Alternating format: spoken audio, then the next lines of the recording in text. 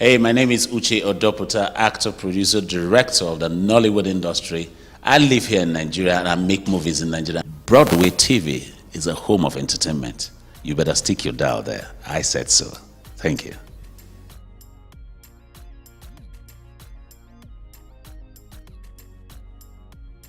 Well, my role in Husbands of Lagos, very challenging, but a fantastic character at that. And because it's a fantastic character, so much is expected of the character to improve by every episode. And I'm doing my best by His grace to get to the expected expectation of my audience, people out there watching me. That's Mazi Livinu's character.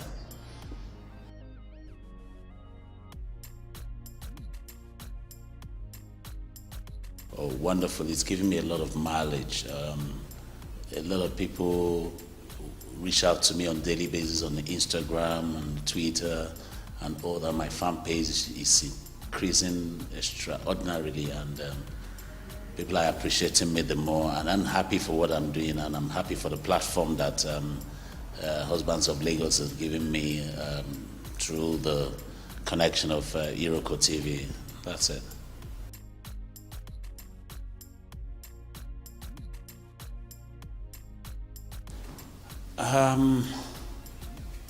It's not an easy question to answer, but because I had grace and hope, that sustained me to believe that I know I will be able to make it to this point.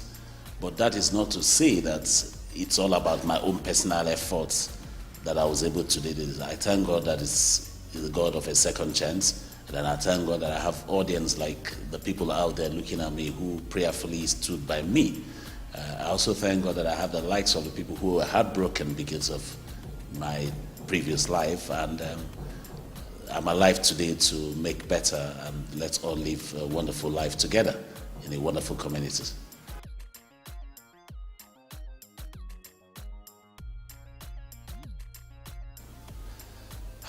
What led me to that was nothing more but one of those points in time in one's life, in a man's life, where things are so dark, and you now think within yourself that you can take a leap and automatically change things from what it is to another stage. And you somehow forget that life and every other thing is for a time and a season. So there's a season for everything. Nothing lasts forever. So it was a downturn of my life where I wasn't seeing clear, and I made that mistake. But thank God that I have a second chance to life.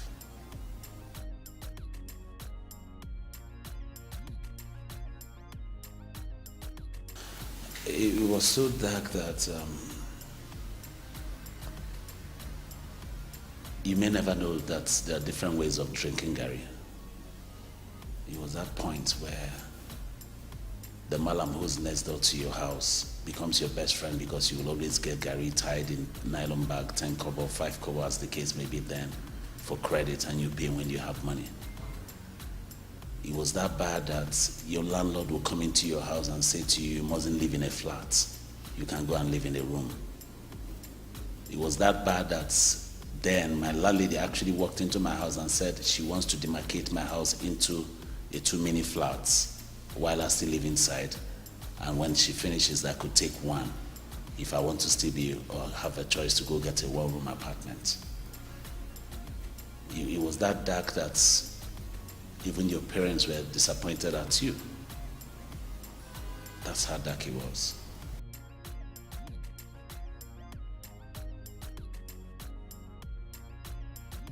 Well, it was a terrible time for us all, because as Christians, when a man cannot take care of his family, it's worse than, you know what that means. It was that bad that I wasn't man enough. And I didn't think well, and I made that mistake.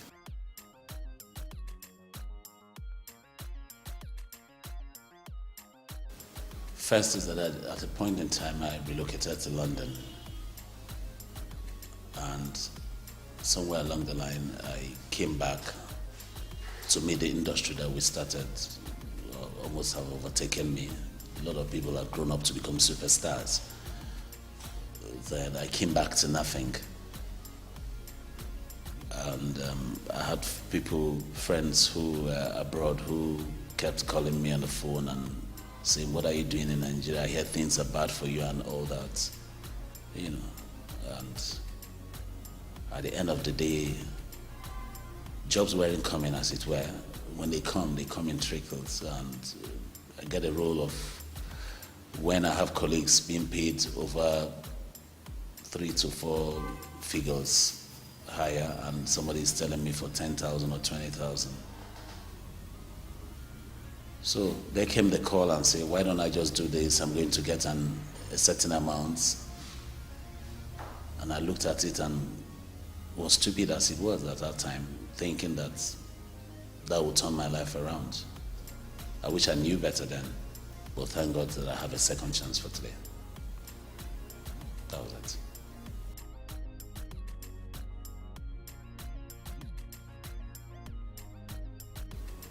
A whole lot. I regret the whole journey because not just about me. It happens to everybody has to know that lives are dependent on you, lives are connected to you, people are looking up to you. I'm disappointed at myself because I disappointed a whole lot of people. I broke some hearts. But I just want to say thank you that I have a second chance to make things better.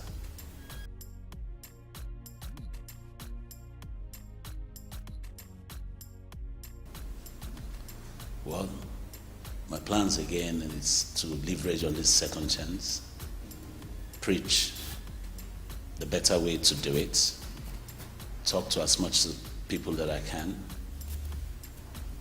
get back on track in my industry in entertainment and fill in the gap which I'm doing already to entertain and educate and inform my audience who are you that are watching this.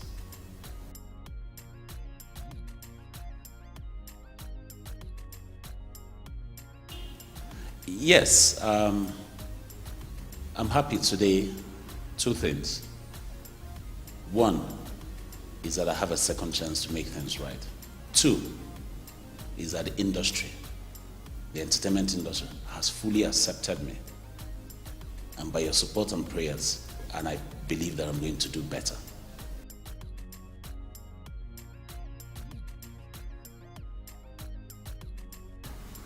Not exactly. I think that happened for a purpose, so that you learn, or so that I learn. Okay? Because a lot of them actually did not see me because they didn't want to see me. So I think a lot of people may be in that condition. I think a lot of people will be part of the people who condemned me. But what do you expect? Failure has no relative. I failed at that time. So the only way for me to get the second chance and make it right is from the things, the feelers that I got then, of people who were disappointed at me. And part of those things were things that gave me the courage to work hard for today. Not because I need to begrudge them, but because there's a work to be done. That's it.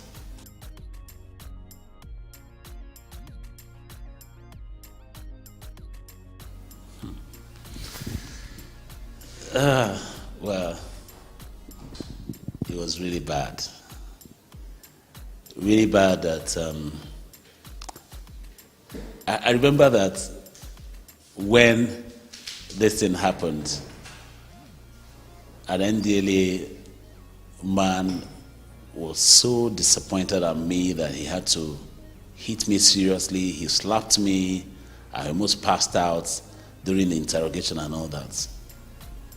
But at the end of the day, when they took the investigation to my house with chains on my leg and my hand to probably be sure that I've not been into these drugs and probably be sure that I'm not the person bankrolling all these drugs, the same man who beat me up when they arrested me saw my furniture, that it was a furniture of yesteryears, saw the state of it, saw the state of my living room, and he openly apologized to me thereafter. He said to me, Uche, if I live in a place like this, looking at this as past glory, that he would have done worse things than I've done. And he advised me and said, it's just a phase and it will pass by. And I thank God today that I'm able to have a second chance again.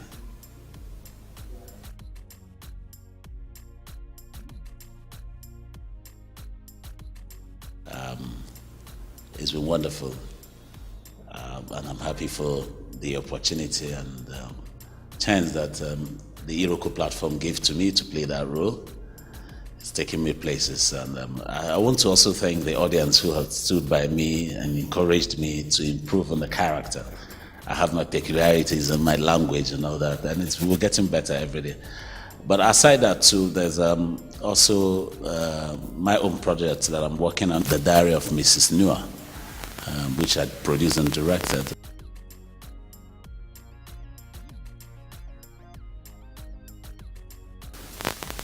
Well, the assurance that I will never do drug again, it's because I know what I lost. I know the hearts that I broke. I know the people that were disappointed in me. And I have a second chance that I can never joke with. Because it's not everybody that ends up having a second chance. I just want to thank you again, all of you. Everybody, even those that are happy, those that are not happy, you all contributed to this second chance that I'm having today.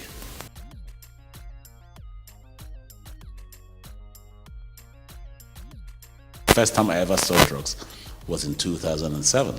And well, if I say I saw it, but it was wrapped. So I don't even know what it looks like if it's unwrapped. I don't know what it feels like. I don't know what it tastes like.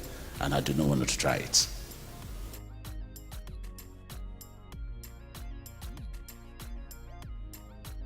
It's very bright. I can see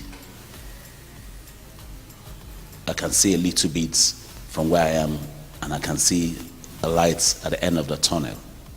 Why? Because I have this second chance. Thank you so much.